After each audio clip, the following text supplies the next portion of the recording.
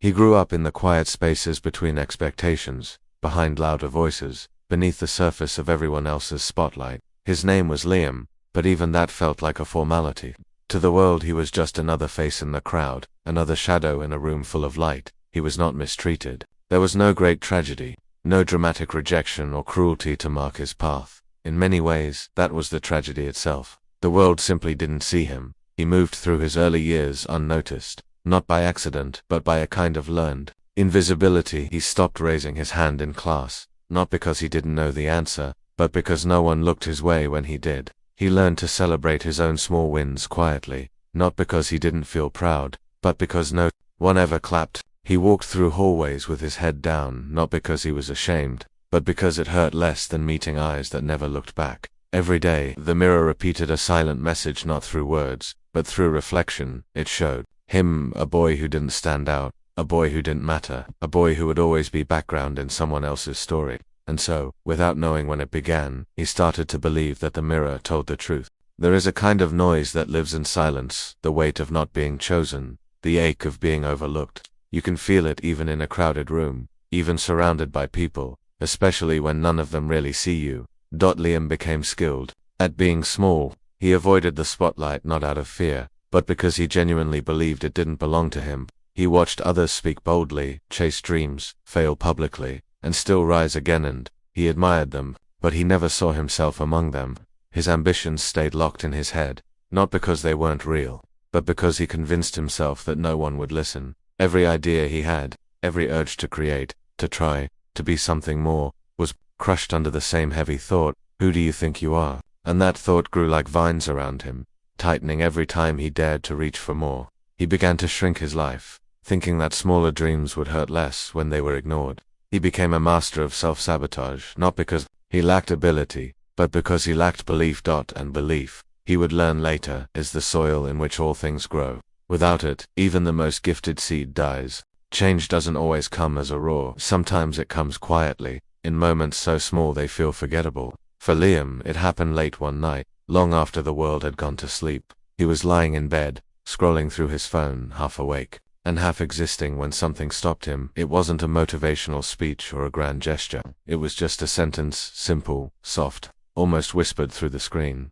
The world will believe in you the moment you believe in yourself. He didn't replay it. He didn't even fully understand it. But it stayed. It echoed. It broke through the fortress of doubt he had spent years building, not with force but with familiarity. Because deep down, something in him recognized the truth. The only person who had truly been holding him back was the one staring back. In the mirror that night, he didn't rise up or write a plan or make any bold declarations, but something inside him shifted. A crack in the wall, a flicker of light, a decision so small it didn't even feel like one. He started to wonder what if the mirror had been lying all along. Liam didn't transform overnight. Real growth is quieter than that. It doesn't always announce itself. It begins in the tiny spaces where new thoughts replace old ones, where belief begins to take root.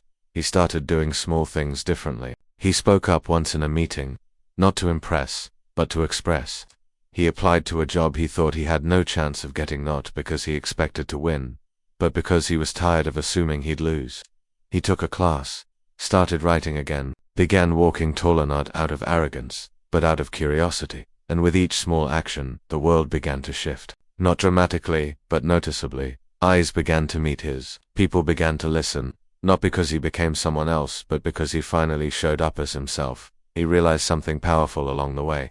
The world doesn't respond to silence. It responds to presence, and presence begins with permission, the permission we give ourselves to exist fully, to speak, to try, to fail, to rise. He had spent years waiting for someone to see him, to validate him, to tell him he mattered. But he didn't need anyone's permission. He only needed his own. The greatest lie we ever believe is that we are not enough, that we need fixing, that worth is something earned instead of something we're born with. Liam learned that truth the long way, but once he found it, he never let it go. He looked back on all the years he spent hiding, and instead of regret, he felt gratitude, because those silent years built something no applause ever could: humility, empathy, depth. He had seen the darkness, and he knew how to walk through it. He had lived without belief, and now he understood the power of having it. He didn't become perfect. He still stumbled. He still doubted. But now, he had an anchor. And that anchor was belief, not in a fantasy version of himself, but in the truth of who he was, a person worthy of trying, worthy of failing, worthy of beginning again. And that belief changed everything, not just how the world saw him, how he saw the world. Opportunities he used to walk past became doors he knocked on. Rooms he used to feel small in became spaces he belonged to. And challenges that once broke him became platforms that built him. Liam's story isn't rare. It's everywhere, hidden in classrooms, offices, quiet homes, and silent thoughts. So many people are living behind walls they've built themselves, mistaking invisibility for truth, assuming their silence is deserved. But what Liam discovered, and what this story hopes to remind you, is this: you are never meant to blend in. You were meant to break through. Your voice matters. Your dreams are not too big. Your worth is not conditional. The world may not have seen you yet, but that changes the moment you see yourself. That it doesn't require an audience. It doesn't require approval. It starts with a whisper inside you that says, maybe I'm enough just as I am. Because when you believe that, you change how you show up. And when you change how you show up, the world changes how it responds. Liam no longer seeks validation the way he once did. Not because he no longer desires to be seen, but because now he knows he already is. By himself, for himself. There is a difference between being alone and being invisible. And Liam learned that real-rooted belief makes you visible in ways no spotlight ever could. Now when he walks into a room, he doesn't shrink. He doesn't pretend to be less to make others feel more. He doesn't wait to be chosen. He chooses himself. And what changed? Not his voice, it was always there. Not his talent, it never left. Not the world, it didn't need to change. What changed was that Liam finally opened the door within himself and said, I am worthy. I am enough. I am here. And that is the moment everything around him began to rearrange. It wasn't magic. It wasn't fate. It was belief. And belief, when it's truly owned, radiates. It draws the right people, repels the wrong ones, attracts opportunities, and shifts the ground beneath your feet. That's what Liam discovered.